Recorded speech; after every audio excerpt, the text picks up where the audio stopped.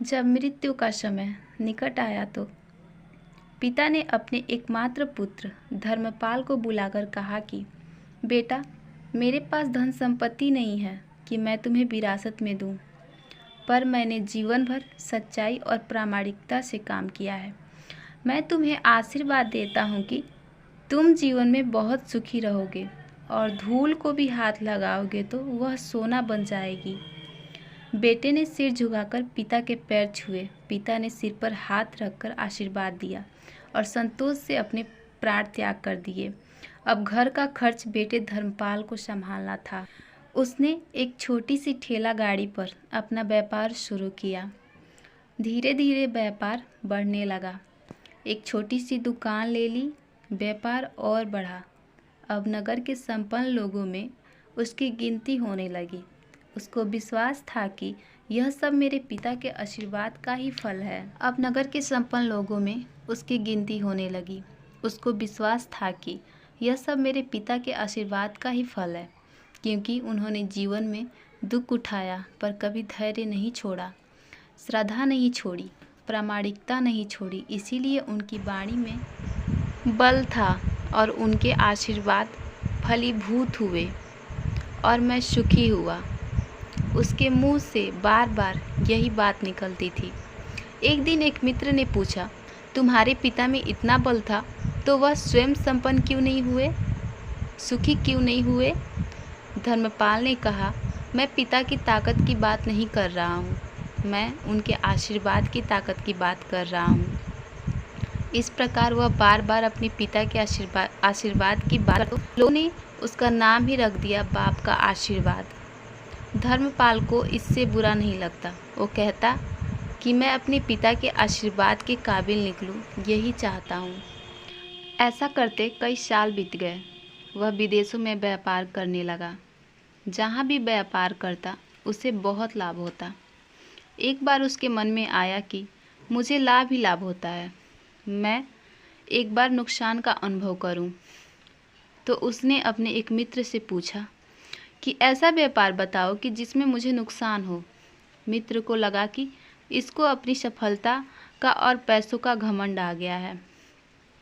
इसका घमंड दूर करने के लिए इसको ऐसा धंधा बताऊं कि इसको नुकसान ही नुकसान हो। तो उसने उसको बताया कि तुम भारत में लौंग खरीदो और जहाज में भरकर अफ्रीका के जंजीबार में जाकर बेचो। धर्मपाल को यह बात ठीक लगी। जंजीबार तो लौंग का देश है। वहाँ से लौंग भारत में लाते हैं और यहाँ 10-12 गुना भाव पर बेचते हैं। भारत में खरीद करके जंजीबार में बेचे तो साफ नुकसान सामने। परंतु धर्मपाल ने तय किया कि मैं भारत में लौंग खरीद कर जंजीबार खुद लेकर जाऊंगा। देखो कि पिता के आशीर्वाद कितना साथ देते हैं। नुकसान का अनुभव लेने के लिए उसने भारत में लौंग खरीदे और जहाज में भरकर खुद उनके साथ जांजीबार द्वीप पहुंचा। जांजीबार में सुल्तान का राज्य था। धर्मपाल जहाज से उतर के और लंबे रेतीली रास्तों पर जा रहा था वहाँ के व्यापारियों से मिलने को। उसे सामने से सुल्तान जैसा व्यक्ति पैदल सिपाहियों के साथ आता हुआ दिखाई दिया। उसने किसी से पूछा कि ये कौन है? उन्होंने कहा, यह सुल्तान है। सुल्तान ने उस सामने देखकर उसका परिचय पूछा। उसने कहा, मैं भारत के गुजरात के खंभात का व्यापारी हूँ और यहाँ पर व्यापार करने आया हूँ। सुल्तान ने उसकी व्यापारी समझकर उसका आदर किया और उसे बात करने लगा। धर्मपाल ने देखा कि सुल्तान के साथ सैकड़ों सिपाही हैं, परंतु उनके हाथ में तलवार, बंदूक आदि कुछ भी न होकर बड़ी बड़ी छलनियाँ हैं। उसको आश्चर्य हुआ। उसने विनम्रतापूर्वक सुल्तान से पूछा, आपके सैनिक इतनी छलनी लेकर के क्यों जा रहे हैं? सुल्तान ने हंसकर कहा, बात यह है कि आज सवेरे मैं समुद्र तट पर घूमने आया था। तब मेरी उंगली में से एक अंगूठी यहाँ कहीं निकलकर गिर गई। अब रेत में अंगूठी कहाँ गिरी पता नहीं, तो इसीलिए मैं इन सैनिकों को साथ लेकर आया हूँ। यह रेत छानकर मेरी अंगूठी उसमें से तलाश करेंगे। धर्मपाल ने कहा, अंगूठी बहुत महंगी होगी? सुल्तान ने कहा, नहीं, उसमें बहुत अधिक कीमती वाला अनगिनत अंगूठी मेरे पास है, पर यह अंगूठी एक फ़कीर का आशीर्वाद है। मैं मानता हूँ कि मेरी सल्तनत इतनी मजबूत और सुखी उस फकीर के आशीर्वाद से है, इसीलिए मेरे मन में उस अंगूठी का मूल्य सल्तनत से भी ज़्यादा है। इतना कह करके सुल्तान ने फिर पूछा, बोलो सेठ, आप क्या माल लेकर आए हो? धर्मपाल ने कहा कि लौंग। सुल्तान के आश्चर्य का ठिकाना नहीं रहा। यह तो लौंग का ही देश है, यहाँ लौंग बेचने आए हो? किसने आपको ऐसी सलाह दी? ज़रूर वह कोई आपका दुश्मन होगा। यहाँ तो 1 पैसे मुट्ठी भर लौंग मिलते हैं, यहाँ लौंग को कौन खरीदेगा और तुम क्या कमाओगे? धर्मपाल ने कहा, मुझे यही देखना है कि यहाँ भी मुनाफा होता है या नहीं। मेरे पिता के आशीर्वाद से आज तक मैंने जो धंधा किया है उसमें मुनाफा ही मुनाफा हुआ है, तो अब मैं देखना चाहता हूँ कि उनके आशीर्वाद यहाँ भी फलते हैं या नहीं। सुल्तान ने पूछा, पिता के आशीर्वाद, इसका क्या मतलब?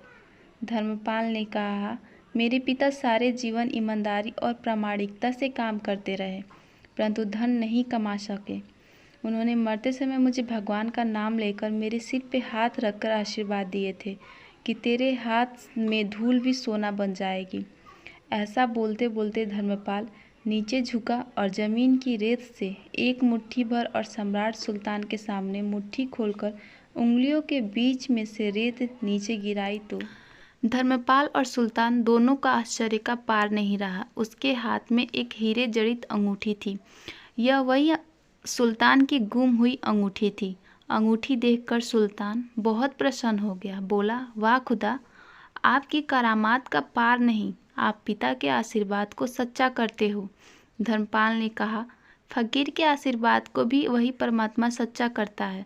सुल्तान और खुश हुआ, धर्मपाल को गले लगाया और कहा, मांग सेठ, आज तू जो मांगेगा मैं दूंगा। धर्मपाल ने कहा, आप 100 वर्ष तक जीवित रहो और प्रजा की अच्छी तरह से पालन करो। प्रजा सुखी रहे, इसके अलावा मुझे कुछ नहीं चाहिए। सुल्तान और अधिक प्रसन्न हो गया। उसने कहा, सेठ, तुम्हारा सारा माल मैं आज खरीदता हूँ और तुम्हारी मुँह मांगी कीमत दूंगा। इस कहानी से शिक्षा मिलती है कि पिता के आशीर्वाद हो तो दुनिया की कोई ताकत कहीं भी तुम्हें पराजित नहीं होने देगी। पिता और माता की सेवा का फल निश्चित रूप से मिलता है। आशीर्वाद जैसी और कोई संपत्ति नहीं। बालक के मन को जानने वाली माँ और भविष्य को संवारने वाला पिता, यही दुनिया के 2 महान ज्योतिषी हैं। अपने बुजुर्गों का सम्मान करें, यही भगवान की सबसे बड़ी सेवा है।